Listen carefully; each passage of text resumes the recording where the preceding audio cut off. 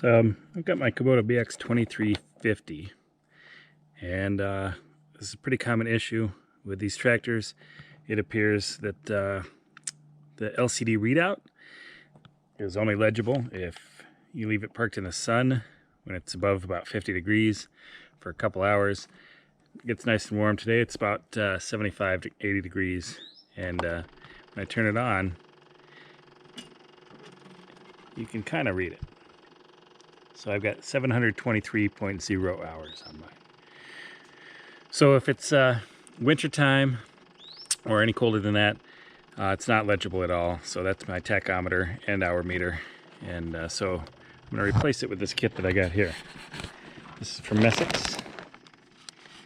There's the part number.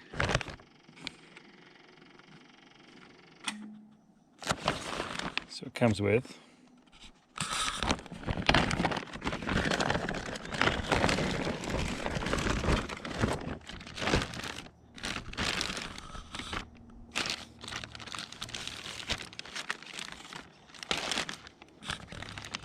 nice new gauge cluster.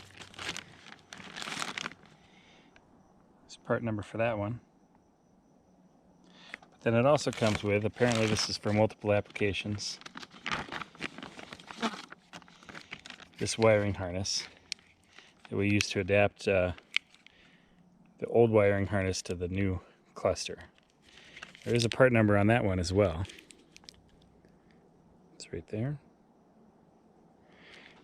And it comes with some instructions, and I haven't yet been able to figure out what this rubber mounting plate is for. So if anybody knows, let me know. So I should mention that I've had this off once before. I did attempt to take off this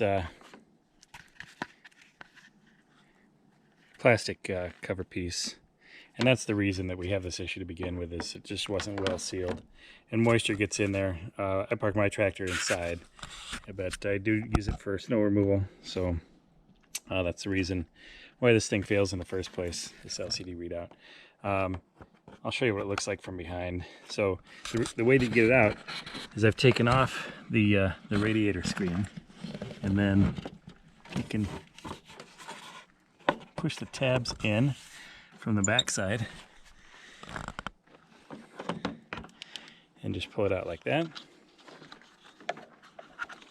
Get that harness off of there.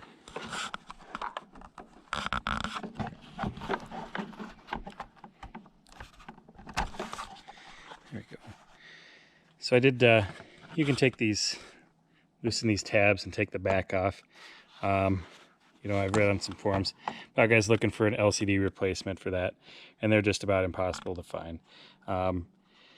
It is not a very cheap unit to replace. This kit from Essex is about $625, including shipping, but should be a lot more legible than that old one. All right, so I got the battery back in there. I was even able to get this positive terminal boot back on. Keep it a little bit weatherproof. I routed the new harness just directly up from the battery. Plug this into the old harness.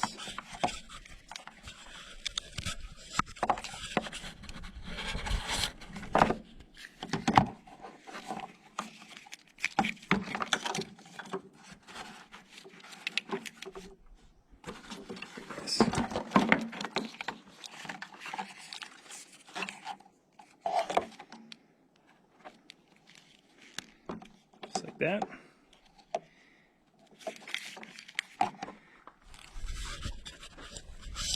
Plug this in the back of the new harness.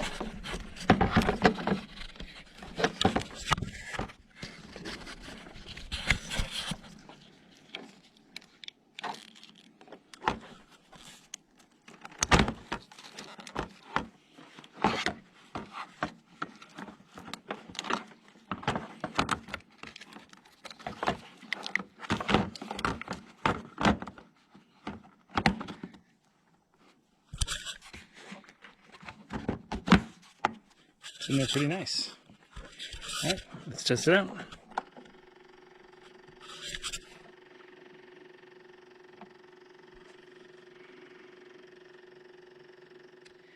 So we're back in the tractor shed, and one of the things that I noticed when I turn the key on, it cycles the tachometer and it goes back to 0, but it also there's a nice backlight behind the LCD display on the right hand side when I turn the key to on. So there we go, all the lights are on.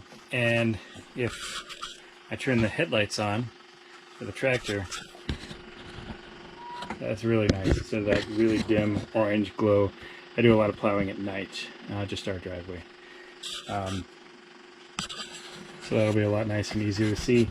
Let's see, if I turn on the hazards, looks like everything is working here on the instrument cluster. And I got that nice digital display there. The RPMs do seem to be a little bit high. When I had it at full throttle, it was all the way at 4,000 RPM. I don't know what the max RPM is for this. I can look up the specs, but anyway, it'll give me a pretty good idea of where it's supposed to be, even if it's a little bit off.